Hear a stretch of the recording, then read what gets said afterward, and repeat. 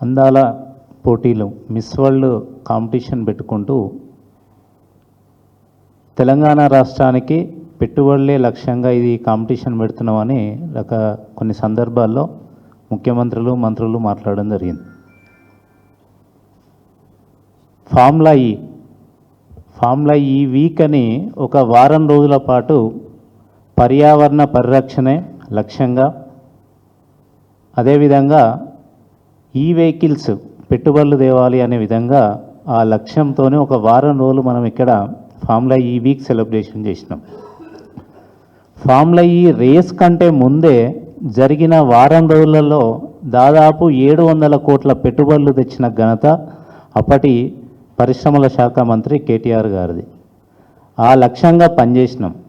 అప్పుడు రకరకాల కామెంట్లు చేసి వచ్చిన ఫార్ములా ఈని మళ్ళీ తెలంగాణలో కేవలం కేటీఆర్ గారి మీద మంచి పేరు వస్తుందేమో అని, తెలంగాణ అప్పటి ప్రభుత్వానికి మంచి పేరు వస్తుందేమో అని దాన్ని రాకుండా చేసి ఇప్పుడు మిస్ వరల్డ్ కాంపిటీషన్స్ పెడుతున్నారు. నేను అడుగుతున్నా ఈ సందర్భంగా, అప్పుడు ఫార్ములా ఈ రేస్ కంటే ముందే వారం రోజులలో 700 కోట్ల పెట్టుబడులు తెచ్చినాం. ఇప్పుడు ఈ మిస్ వరల్డ్ కాంపిటీషన్లో ₹1 పెట్టుబడి వచ్చిందా ఈ రాష్ట్రానికి? ఎక్కడొస్తున్నాయి, ఏ విధంగా వస్తున్నాయి ఈ ప్రభుత్వం చెప్పాలి. ఫార్ములా ఈ రేస్ వద్దన్న ఈ ప్రభుత్వం మిస్ వరల్డ్ కాంపిటీషన్ ఎందుకు పెడుతుంది?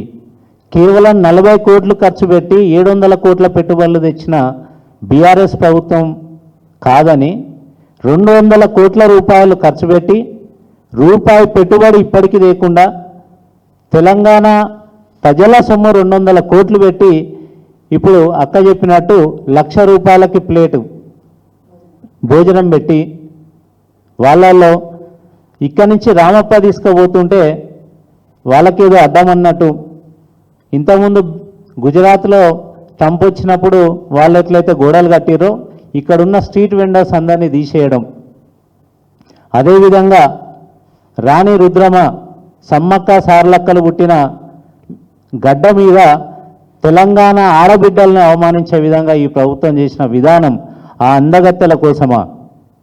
ఈరోజు తెలంగాణ ప్రజల సొమ్ము 200 కోట్లు ఎవరికి కావాలి?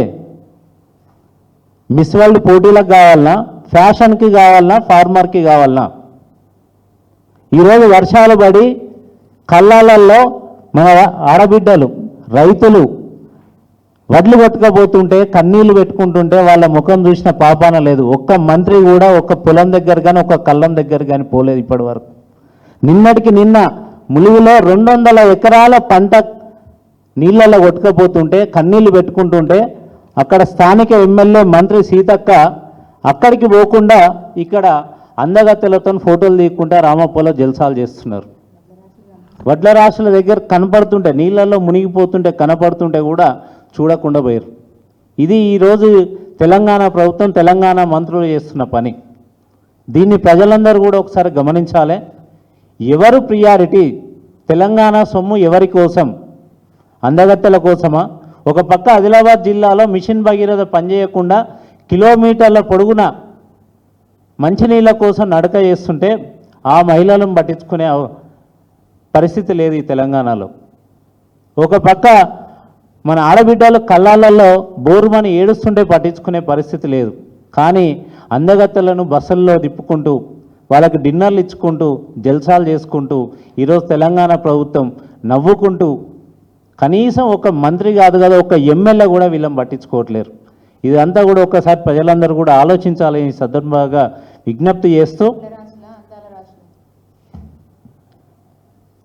అంతే కదా, వడ్ల రాశుల అందాల రాశులు అదే చెప్తున్నాం.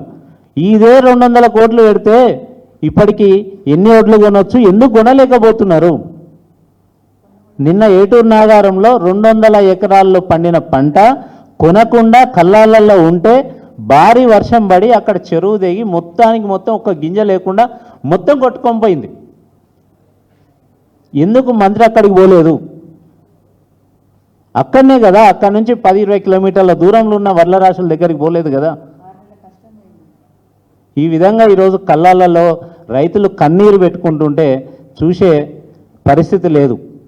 కానీ ఎన్నికలలో మాత్రం రకరకాల వాగ్దానాలు, రైతు భరోసా కానీ అదేవిధంగా విత్తనాలు కానీ ఇంకా బోనస్ అని చెప్పి రకరకాల మాటలు మాట్లాడి అధికారంలోకి వచ్చి ఈరోజు రైతుల పుట్టగొడుతున్నది రేవంత్ ప్రభుత్వం అని ఈ సందర్భంగా తెలియజేస్తూ అందరికీ ధన్యవాదాలు.